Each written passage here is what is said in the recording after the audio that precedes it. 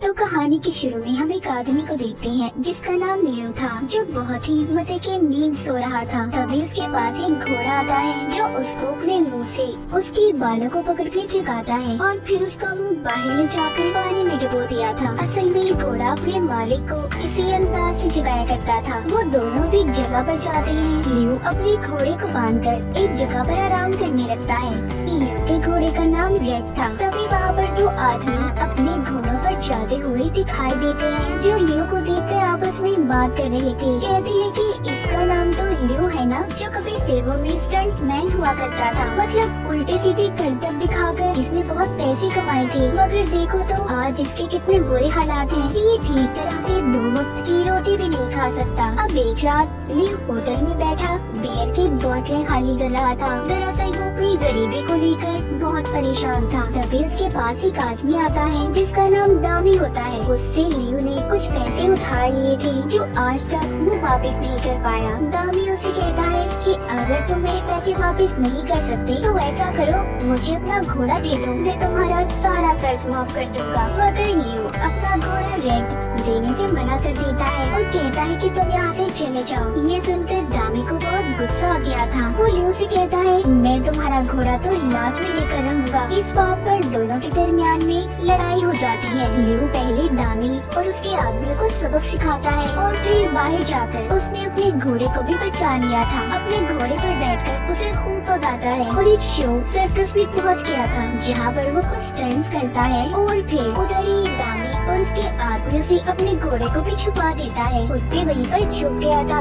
जिस वजह से दामी और उसके आदमी उन्हें नहीं देख पाते और वहाँ से आगे चले जाते हैं। अगली सुबह जब लियो अपने घोड़े रेड के साथ अपने फॉर्म पर था तो उधर 2 आदमी आते हैं जो लियो से कह रहे थे कि जो घोड़ा तुम्हारे पास है उसको तुम्हें वापस करना होगा, क्योंकि ये घोड़ा जिस आदमी का है वो एक केस लग रहा था, मगर अब वो उस केस को जीत चुका है तो उसे ये घोड़ा अपना वापस चाहिए। वो इसे नीलामी में देना चाहता है। तभी वहाँ पर एक लड़की और आदमी आता है जो अजीबोगरीब करतब कर रहे थे। ये दरअसल लियो के साथ ही रहा करते थे। वो दोनों आदमी जो नोटिस लेकर आए थे इन्हें देखकर डर जाते हैं और यहाँ से चले गए थे। उनके जाने के बाद लियो उस लड़की को नोटिस दिखाता है जो वो 2 आदमियों से देकर गए थे कि उसे घोड़ा हर हालत में वापस करना ही होगा। सारी बातें जानने के बाद वो लड़की लियो की बेटी की तस्वीर की तरफ इशारा करती है और बोलती है कि हमें इस केस के लिए एक वकील की जरूरत है। अब आगे सीन में हम लियो की बेटी को देखते हैं जो बहुत ही खूबसूरत और मासूम थी। लियो अपनी बेटी के पास आता है और उसे मदद मांगता है सारा मसला बताकर, मगर लियो की बेटी अपनी डैड की मदद करने से इनकार कर देती है। कहती है कि डैड मैं अभी लॉयर वकील बनी नहीं हूँ, बल्कि अभी तो मैं वकालत की पढ़ाई पढ़ रही हूँ। इतना कहकर वो चली जाती है। लियो भी वहाँ से चला गया था। उसकी बेटी अब एक लड़की के पास जाती है जो उसका बहुत अच्छा दोस्त था, उसे बहुत पसंद भी क्या करता था और एक वकील भी होता है। घर पर लियो बहुत उदास बैठा था। वो ये सोच रहा होता है कि मैं ऐसा क्या करूँ जिससे मेरा घोड़ा दूर ना हो। तभी उसके पास एक आदमी आता है जो कि फिल्म प्रोड्यूसर था। वो कहता है मैंने तुम्हारे और तुम्हारे घोड़े के बहुत किस्से सुने हैं, मैं तुम्हें ऑफर देता हूँ तुम मेरी फिल्मों में स्टंट्स में अपने घोड़े के साथ मिलकर काम करो। लियो तो ये सुनकर बहुत ज्यादा खुश हो गया था और उस प्रोड्यूसर को अपने घोड़े के साथ स्टंट्स करके दिखाता भी है। उधर लियो की बेटी अपने दोस्त के साथ बैठी खाना खा रही थी। लियो की बेटी का दोस्त उसे बताता है कि मैं तुम्हें पसंद करता हूँ और शादी करना चाहता हूँ, मुझे बताओ कि मैं अपने घर वालों को कब मिलवाऊँ। लियो की बेटी कहती है तुम जानते हो ना मेरा इस दुनिया में कोई नहीं है, तो मैं ही ये फैसला करूँगी मुझे कब शादी करनी है और कब नहीं। मतलब लियो की बेटी अपने डैड यानी कि लियो को बिल्कुल पसंद नहीं करती थी, इसलिए उसने किसी को उनके बारे में बताया भी नहीं था। लियो की बीवी की कुछ सालों पहले मौत हो गई थी। वो बस अपनी बेटी के ख्यालों में ही आया करती। एक दिन वो अपनी बेटी को समझाती है कि देखो अपने डैड से मुंह मत मोड़ा करो, इस बार तुम्हारे डैड अगर आए तो प्लीज उनसे अच्छे से बात करना। लियो की बेटी अपनी मॉम की बातों को समझ गई थी, तो वो जब एक होटल में बैठी नाश्ता कर रही थी तो वो दूर से अपने डैड को आता देखती है जो अजीब से कपड़ों में थे। उन्होंने अपने घोड़े को भी सजाया हुआ था। लियो दरअसल यहाँ पर ये चाहता था कि वो लोगों को अपने घोड़े के साथ करतब दिखाए। लोग उनके साथ तस्वीरें बनवा कर बदले में कुछ पैसे दे। लियो यहाँ पर स्टंट्स भी दिखाता है, लेकिन इससे कोई फायदा नहीं होता। ना ही उनके पास कोई आता है और ना ही पैसे देकर जाता है।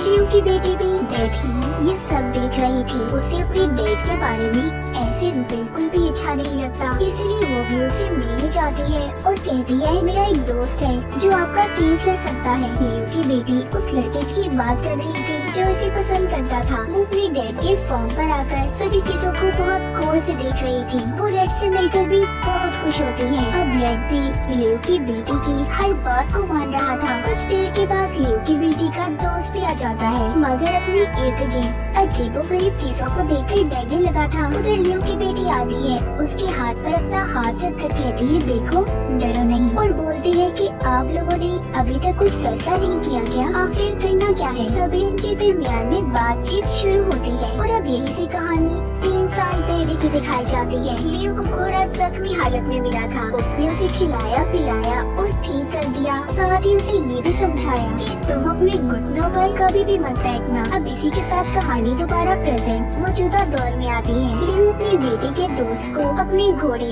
रेड से मिलवाता है, मगर वो बेचारा उसे देखकर डर रहा था। लियो कहता है अरे यार डरो नहीं, ये बहुत अच्छा घोड़ा है, ये तो तुम्हारे साथ बस मस्ती कर रहा है। तभी रेड स्टंट्स दिखाता हुआ गिर गया था। अगले दिन लियो रेड को अपने साथ लेकर शूटिंग पर पहुंच गया था, जहां पर उसकी बेटी भी उसके स्टंट्स को देखने आई थी। मगर रेड इतनी भीड़ को देखकर डर जाता है और सही तरह से स्टंट्स नहीं कर पाता, जिस वजह से शूटिंग से उन्हें निकाल दिया गया था। ये देखकर लियो एक जगह पर बैठ जाता है, वो बहुत उदास था। तभी उसके पास रेड आता है और उसके सर पर हैट लेने का बोलता है, मगर लियो इतने गुस्से में था वो हैट को फेंक देता है। तभी रेड के पास लियो की बेटी आती है और कहती है देखो हम तुम्हारे साथ कोई जबरदस्ती नहीं कर रही, अगर तुम ये स्टंट्स करना चाहते हो तो करो, वरना तुम्हारी मर्जी है। घोड़ा ये बात सुनकर फिल्म की शूटिंग में स्टंट्स करने चला जाता है। लियो की बेटी भी अपने डैड के पास आती है और कहती है चलिए डैड आपका घोड़ा तैयार है, जिसके बाद दोनों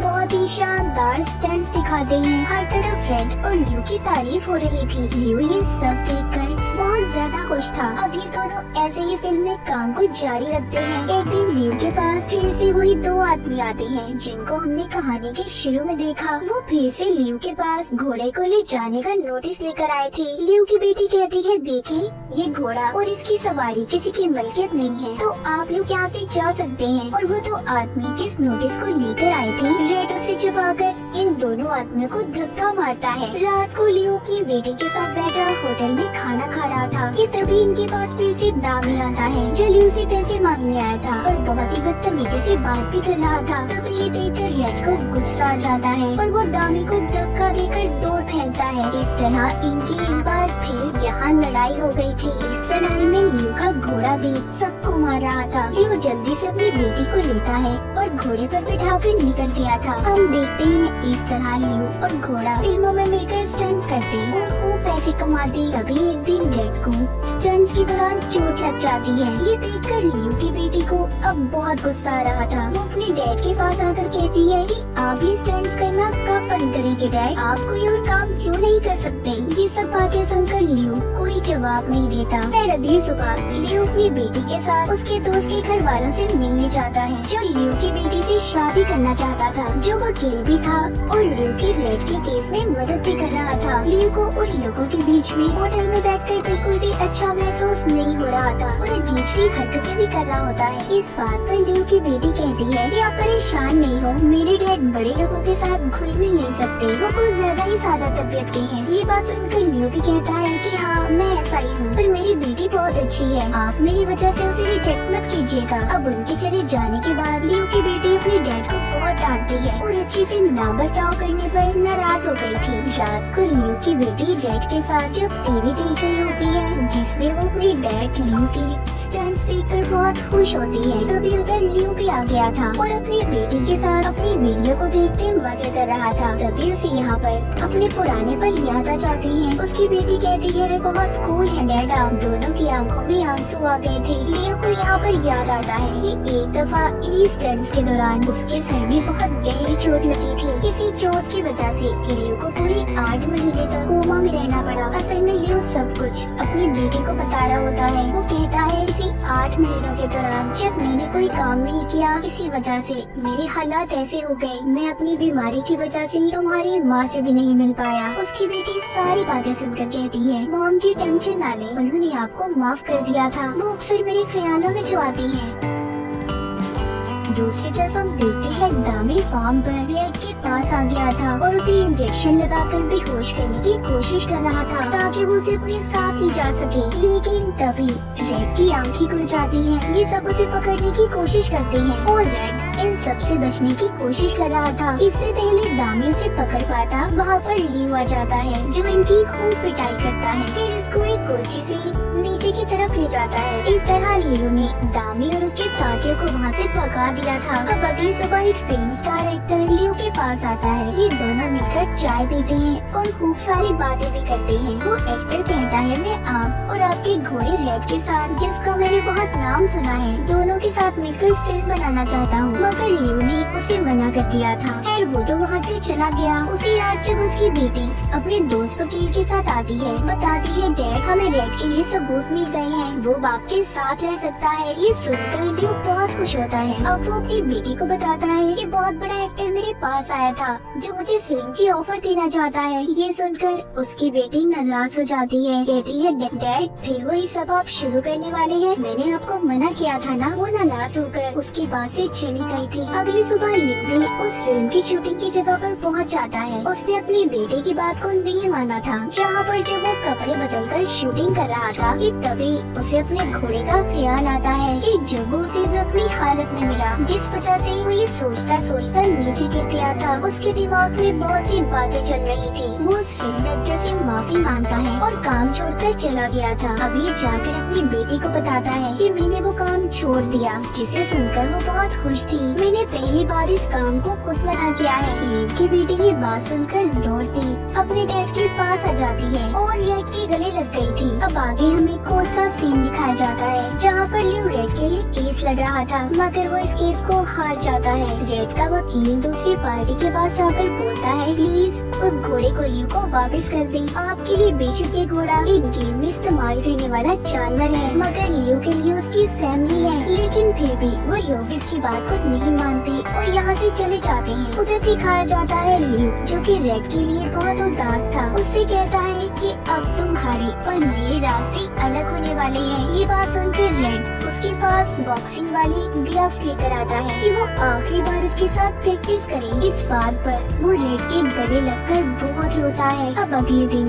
रेड को उसने उसके नए मालिक को दे दिया था। फिर लियो अपनी बेटी और उसके दोस्त के साथ वापस जाने लगता है, लेकिन रेड उनकी गाड़ी के पीछे था, मगर बार बार कीचड़ की वजह से फिसल कर नीचे गिर जाता है। उससे सही तरह से भागा नहीं जा रहा था। लियो ये देखकर गाड़ी से बाहर आकर रेड से कहता है, जाओ अपने नए मालिक के पास, अब वापस मत आना। ये सुनकर बेचारा रेड दुखी हालत में वापस मुड़ गया था। लियो भी गाड़ी में बैठकर बहुत रोता है। ये सब देखकर अगले दिन लियो की बेटी रेड के नए मालिक के पास जाती है और अपने डैड के बारे में बताती है। कहती है, देखिए मेरे डैड से उनका सबसे अच्छा दोस्त मत छीने, वो रेड से बहुत प्यार करते हैं। अगले दिन रेड दिखाया जाता है जो कि फार्म पर लियो के पास था। वो उसके पास जाकर हमेशा की तरह अपने मुंह से बाल पकड़कर उसे चिढ़ा रहा था। जब लियो की आँख खुलती है और अपने सामने रेड को देखता है तो खुशी के मारे पागल हो गया था और उसे अपने गले लगा लेता है। ये सब कुछ दूर खड़ा रेड का नया मालिक लियो की बेटी और उसका दोस्त भी देख रहे थे। रेड का नया मालिक कहता है, अगर कल तो मेरे पास ना भी आती तो मैं रेड को यहाँ पर लेकर आने वाला था। असल में जो हाल लियो का था